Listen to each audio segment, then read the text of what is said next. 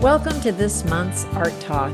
Every month, Julie Schumer and I discuss what's happening in our business, and this month is no exception. We recently were looking at websites and, realizing that some artists list prices on their websites while others do not. And I think the trend for buying art, at least from my younger collectors, is that they really want the transparency of having, prices listed on websites so that they can shop. So have you heard this also, Julie, or? Yeah, I have. In fact, I read it actually in an article, and it kind of gave me pause because for a while I had prices on my website. And then I felt, well, maybe they're high in the scheme of things for what other people are doing because they're big paintings. Mhm. And then I took them off, and I was thinking, well, maybe some of my galleries wouldn't like the fact that I'm so blatantly selling online myself. So I did take them off. But And did your gallery say anything to you? they did not. They did not Okay, say so that was anything to just a me. gut feeling. It was just a gut feeling, and it was, me being a worrier as I am wont to do. And so I did take them off. Mhm. And then have been thinking about it again in recent months and thinking about putting them back on because why not? Because it is, younger collectors do not mind buying online, unlike, Mhm. some of the more seasoned people that are older. Mhm. And, maybe I should give that another shot and do it again, Yeah, I think you absolutely should. I mean, I have been selling off my website since the pandemic. Prior to that, I didn't have an e-commerce website, and I kind of Right. regret that I didn't because um, I think a lot of people shop online. We kind of got used to buying bigger things online. I mean, I bought a Right. car online. It's like, I haven't done that, but I bought expensive furniture online. it's a different time. And I do think most galleries also have an e-commerce website, right? Mhm. And so, and they almost have to because we're in this digital world now. But it does get complicated. So I think shipping is a big question. How do you handle shipping? If you're Right.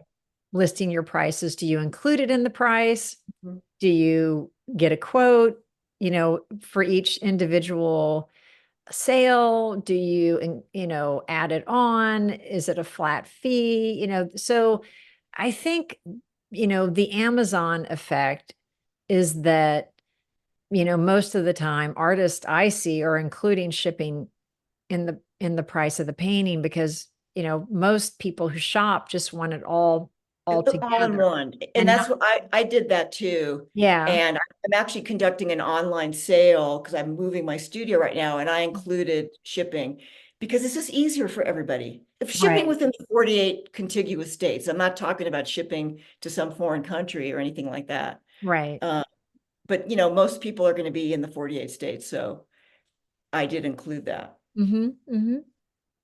So But then, what happens though, Kat? Let's say somebody wants to negotiate some kind of discount on the painting for which you have included shipping, which is a mhm. bite out of your take in the first place. So how have you handled that?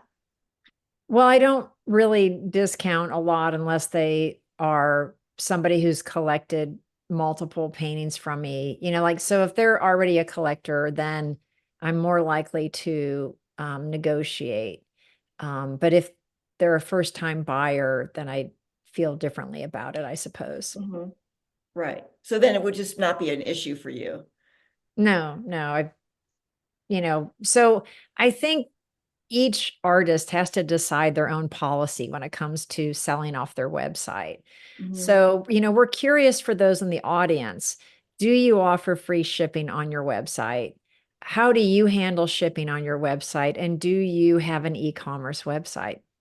Yeah, all important questions. And also just to reiterate things we talk about in our membership, which is if you're selling off your website, the price has to be the same throughout all your sales channels. So if you're in galleries or you have other means of selling, you Mhm. can't offer a different price. Right. Yeah. Pricing has to be consistent, period. And, it does vary a little bit because some online sellers do add shipping. It gets a little muddy, I would say, in the Right. online world, because if you're on some of the big online websites where you can sell your art from, they will add a shipping charge, which will then change the price of your work if you're not adding that shipping Right. charge. And of course, the buyer doesn't know how much of that price is accountable to shipping versus the painting, which makes it, Actually, when you shop on one of those sites, you can see that. you can, okay, Mhm. okay. So I'm wrong.